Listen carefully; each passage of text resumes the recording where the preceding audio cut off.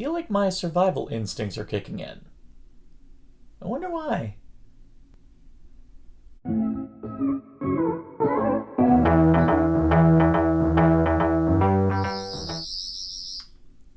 Village of the Angels, the fourth part in Chris Chibnall's surprisingly consistently entertaining and engaging six-part series Flux. This one I was especially intrigued by, principally because it's one thing to take a classic monster and do your thing with it, because a lot of the people who created those monsters aren't really around to argue about it, but this one is a creation of, well, let's face it, one of the most audacious creators the show has ever had. I mean, many people still debate the merits of Stephen Moffat's run, and one of the things that's constantly debated is to whether or not the Weeping Angels lost their luster after their first appearance and they just kind of had diminishing returns ever since. I like the idea that we're seeing this monster through a fresh lens, and while I will say some aspects of the execution are a little inconsistent with what's already been set by the rules that Moffat's laid down, the one thing Chibnall did especially well was actually make them intimidating again. And all he had to do was really kind of take it back a bit and make it simple, though he did do some things which kind of take the preset rules and kind of take them a step further. And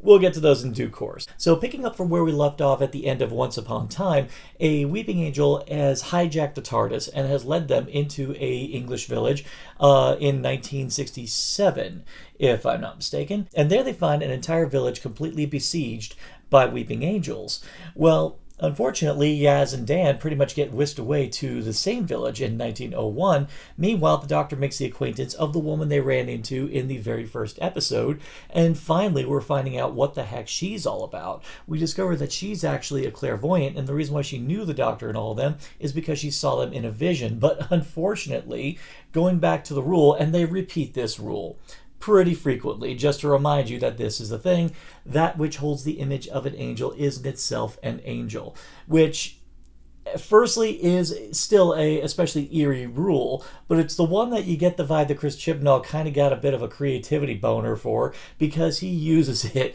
in many different forms throughout the episode. But the thing is, if you establish the rule and do it once really, really well, a long time ago, you do kind of want to see the different ways they do it later on down the line. And I will say, Chibnall does use them in some particularly fascinating ways. There's a great sequence involving a drawing of one of the Weeping Angels, where you think that after the Doctor tries to dispose of it one way, you think that's the end of it. But then something pretty damn spectacular happens. A conflagration of surprises. That's a very subtle hint if you know the definition of conflagration. But I admit, when this happened, I was like, I'm even more terrified. And the director of this episode really seemed to want to take advantage of some new and interesting visual concepts that they can do with the Weeping Angels. There's an especially claustrophobic tunnel sequence, mainly revolving like a lot of stone arms coming out of the walls, which A, makes you go, how long have the angels been here? And B, how many of them are there when you've got a whole bunch of them buried in the dirt in this tunnel? I will say the whole A-plot with the Doctor, Claire, and this professor, played by Kevin McNally. Most people know him as Mr. Gibbs from Pirates of the Caribbean, but of course, I know him and love him as Lieutenant Hugo Lang from the Sixth Doctor debut, The Twin Dilemma, which we did review on Casserole a year or two back. So it was cool seeing him in another role. And the one thing I do love about the new series is that it's been fun watching them bring back actors from the classic series who did guest spots in the classic series, who played very memorable roles, but giving them other great meaty ones to jump into. And this is another one. And of course, Kevin McNally is a spectacular actor, so it was just great to see him play a role in this one. And I was wondering what they were going to do with this character in terms of, is he going to be like one of those amoral scientists who's just there to exploit somebody?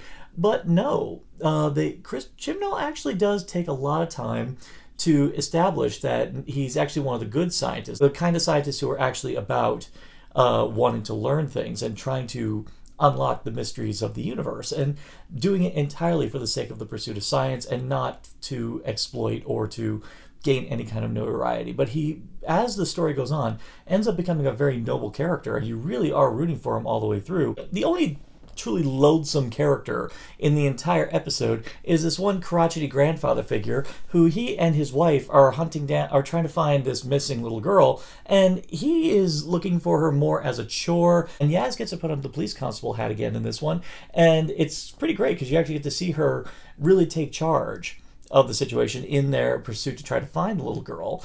But this grandfather is like, oh, what do I care about what do 10-year-old girls have anything to say? I'm like, wow, dude, Jesus. Do you love this kid, or do you just are you saddled with him? It takes no time to establish that this guy is completely unlikable, and unfortunately you are kind of saddled with them for a good amount of time. And this is kind of leads to one of those things I was talking about with the inconsistencies of the angel. But it also kind of leads to the whole, what's the point of these characters except to give a bit of a scare and a body count? Because later on, they run afoul of a weeping angel, and they get zapped back to 1901 alongside Yaz, Dan, and the little girl Peggy that they were hunting for. Well, there's a weird bit where they end up running afoul of another weeping angel, and they make up this weird rule where they're saying they can't survive the second go around. But I'm like, that does not make sense, because if we do remember the Angels Take Manhattan, Rory got zapped back a number of times and made out of it just fine, even so much so that him and Amy had a nice, lovely life together down the line. Chibnall kind of rewriting the rules to be convenient for him. I'm getting ahead of myself, because one of the major surprises of this episode is that it's Dark City. And if you know Dark City, you know what I'm talking about. So not only did the Angels are holding this population of this village hostage, they're also holding an entire plot of land hostage in an entire part of the universe. And the word quantum extraction is used a lot, which of course, if you know the MCU, they've been throwing around the word quantum like crazy. So you know pretty much what that means. It means they plucked an entire village out of time and put them in this little pocket in the universe. But the thing that actually makes it particularly eerie is the fact that the village is decaying all around the rims. And there's actually some great bits where they're trying to find a way to stay safe, but the village keeps decaying away. And it's like, oh God, where are they going to go? So Dan and Yaz, while their side of the story does actually help with the big overall mystery of the episode as it is right here, their side of the story isn't as mammoth or as gargantuan as to what's going on with the Doctor, but we'll get back to that in a bit. We do have a bit of an aside. We actually get to see Belle again, the character who we met in the previous episode, Once Upon a Time, who we then find out is actually the life partner of Vinder. And you're kind of seeing more of her story, and you find out that she's actually running afoul of Azure, as they're obviously taking prisoners using the passenger that she has at her side. And what they're all doing, we have no idea at this point, which again is that thing that we're obviously going to find out down the line. But this is another little leg of, okay, they're obviously gathering prisoners. What are they doing here? But you do see another chapter of Belle's side of the story. Now, I'm welcome to have it, just because they did do a good job establishing her as a very engaging character in the previous episode. And we are getting more of Vinder on his side of the story. We actually get a great mid-credit stinger, an unexpected one to boot.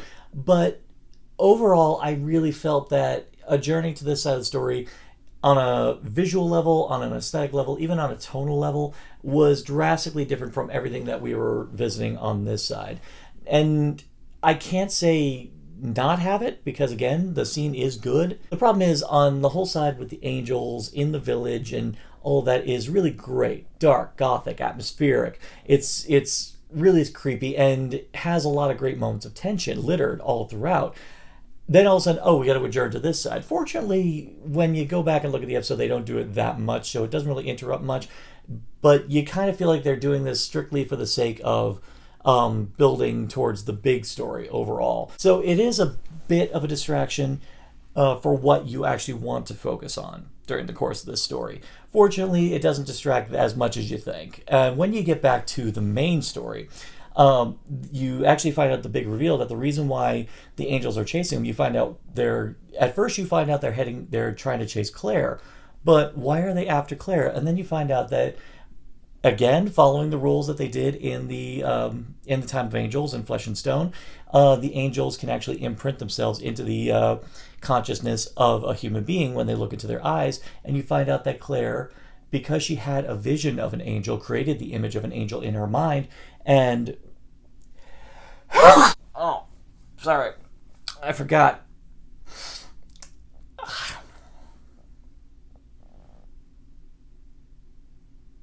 Anyway, because she actually has the clairvoyant ability. Oh, God.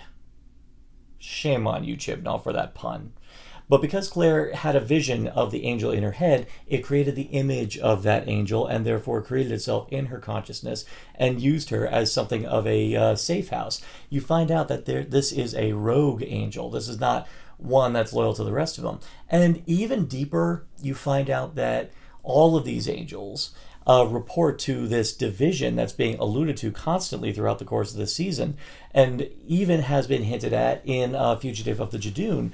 And again, punch in the air, and it makes me happy. Chibnall is doubling down on what he's laying down with the Timeless Child, because everything here is all building on what he was setting up, and it's all leading to the big mystery of what the Doctor got up to in their prior lives, and obviously with this division, which is very clearly not a savory bunch, where they're obviously employing creatures like the Weeping Angels. But I'm going to dig further back. Now, one of the popular fan theories about the Weeping Angels, and it was pretty much laid down by Russell T Davies. It's one of those things Stephen Moffat never really intended to delve into. It was just a little something that whoever would take over the show would get a chance to play with. I guess the time is now.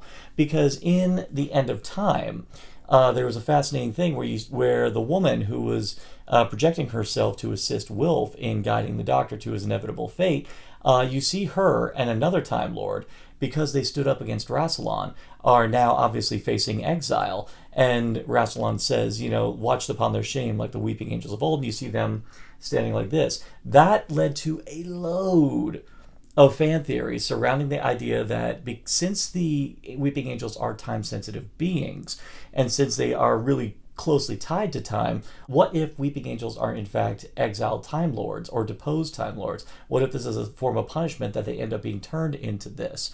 So hopefully we get a little deeper into this into the next episode, or in some kind of resolution. So it would be really, really cool to see if there's some level of vindication for this theory. But even then, if vindication for this theory also lends to building further into the whole legacy of the Timeless Child, totally for this. And it all resolves in a cliffhanger, which I will be courteous and not spoil. But suffice to say, in the history of Doctor Who cliffhangers, this is one where I am legitimately stumped as to A, how the Doctor's going to get out of it, or B, what the Doctor's going to find out during the course of her getting out of the situation. Overall, it's a especially creepy story. I was enthralled consistently all the way through.